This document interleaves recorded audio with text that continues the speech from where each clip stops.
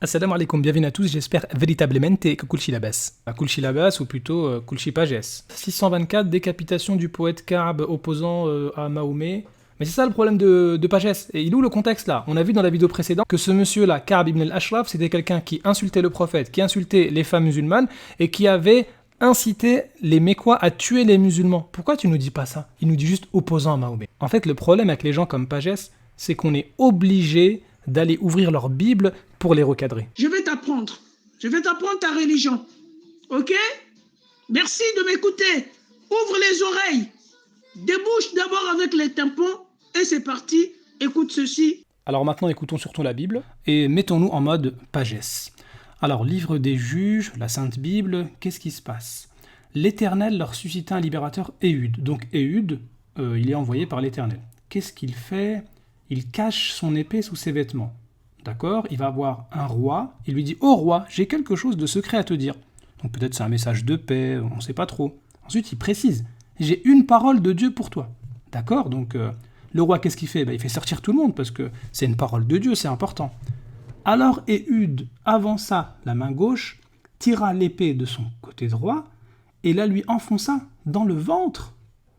Et ensuite, l'Éternel a livré entre vos mains les Moabites. Ils bâtirent environ 10 000 hommes. D'accord, donc en fait, l'histoire de Ka'b ibn al-Ashraf, elle était dans la Bible. Oui, parce qu'ici, l'Éternel envoie Éhud, et qu'est-ce que Éhud y fait? Il fait de la takia, et puis il ruse pour tuer un roi. C'est exactement ce que font Pages et ses amis. Oh, l'islam autorise le mensonge, regardez, il a caché une épée, il a dit j'ai une parole de Dieu pour toi, et après il va le tuer, regardez, l'islam, c'est pour tuer tout le monde, l'islam c'est le mensonge, l'islam c'est... Quand j'ai lu ça, je me suis dit merde, une religion ne peut pas être en pacotille à ce point. Mais en fait, c'était la Bible, là. C'est ton texte de Bible, là. C'est pas le Coran. Ah oui, mince alors. Kulchi confondu.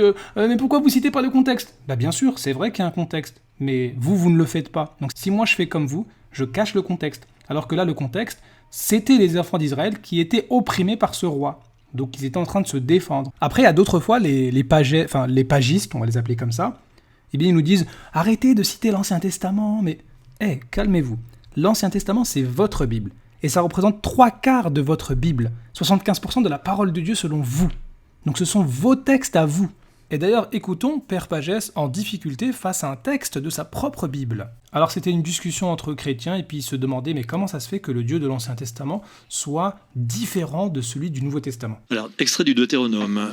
L'Éternel m'adressa la parole et dit « À partir d'aujourd'hui, je répandrai la terreur et la crainte de toi parmi les peuples qui sont sous tous les cieux, qui entendront parler de toi et trembleront et seront dans l'angoisse à cause de toi. Lorsque l'Éternel, ton Dieu, te les aura livrés et que tu les auras battues et totalement détruites, tu ne traiteras point d'alliance avec elles, tu ne leur feras point grâce.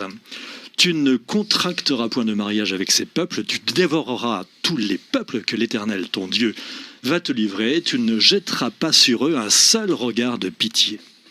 L'Éternel, ton Dieu, te les livrera et les détruira par une destruction puissante jusqu'à ce qu'ils soient anéantis. Et il livrera leur roi entre tes mains et tu détruiras leur nom, etc. Je continue. Non, c'est pas nécessaire. Bien, Comment ça? D'accord. Non, c'est pas nécessaire. Mais laisse-le lire la Bible. T'es prêtre, non? Tu veux qu'on lise quoi alors? Mais pourquoi tu voulais pas qu'on lise la suite de Deutéronome? Oui, pourquoi pas? Ah, Deutéronome 13, qu'est-ce qui se passe?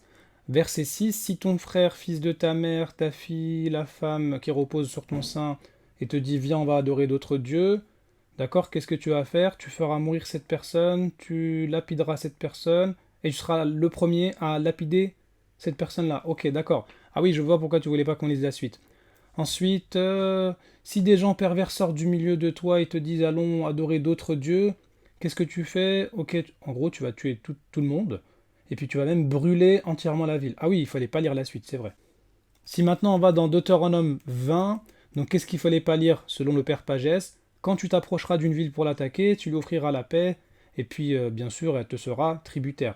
Sinon, tu lui fais la guerre, tu feras mourir tous les mâles, tu prendras tout le monde en esclavage, d'accord?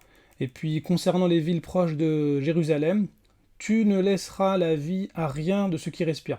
Donc, Père Pagès, qu'est-ce que tu réponds à ça? Et le Dieu de colère de la Bible hébraïque et le Dieu d'amour de l'Évangile sont-ils les mêmes? Alors, eh bien, en réfléchissant à la question, je dis... Oh, faut pas trop bégayer, là. J'en suis venu à dire ceci, c'est que la parole de Dieu est reçue par des gens, parce que la parole de Dieu, n'est-ce pas, n'est pas dictée dans le judéo-christianisme. Ah, bah tu vois, en fait, t'es en train de renier ta propre Bible. N'est-ce pas ? Elle est inspirée.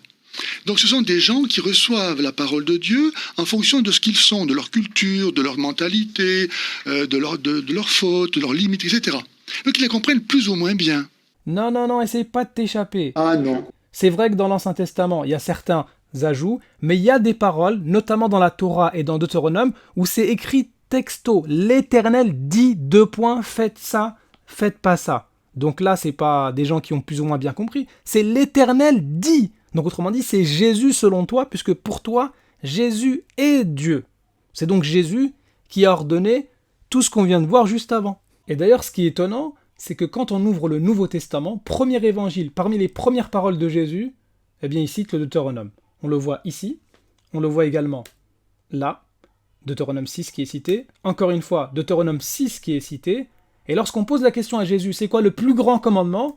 Eh bien, il va encore se baser sur Deutéronome 6. Donc lorsque vous dites que les prophètes ont plus ou moins compris la Bible, c'est faux. Les prophètes, ils ont bien compris Deutéronome 7, qui est situé entre le 8 et le 6, sur lesquels s'est appuyé Jésus. Donc écoutez s'il vous plaît, Père Pagès et les autres pagistes. Ça ne peut pas venir de Dieu. Moi, mon but, c'est pas de dénigrer la Bible. Chacun son livre.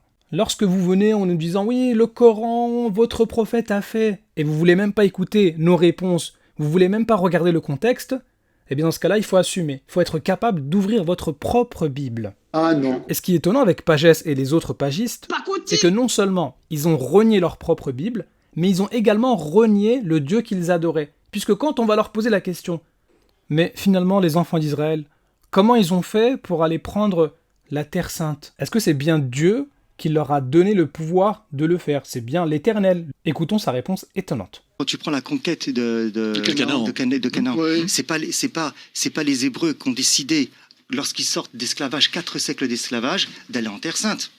C'est Allah qui leur a demandé de... Pardon, Allah. Pardon. Oh le lapsus, mon Dieu. Écoutez, on va couper. Non mais là, excusez-moi, parce que là c'était plus fort que moi. En fait, Père Pagès, il est toujours en train de dire que Allah c'est pas le vrai Dieu, c'est le Dieu lune, etc. Et maintenant, quand il est pris au piège, eh bien, il entend violence, il dit « Ah oui, c'est Allah qui a permis... Ah non, excusez-moi. C'est vrai qu'on était dans la Bible, mince, c'était pas le Coran. » Donc en fait, les pagistes comme Pagès, non seulement en voulant attaquer l'islam, qu'est-ce qu'ils font ? Eh bien, ils renient leur Bible et ils renient même le Dieu qu'ils adorent. وقل جاء الحق وزهق الباطل إن الباطل كان زهوقا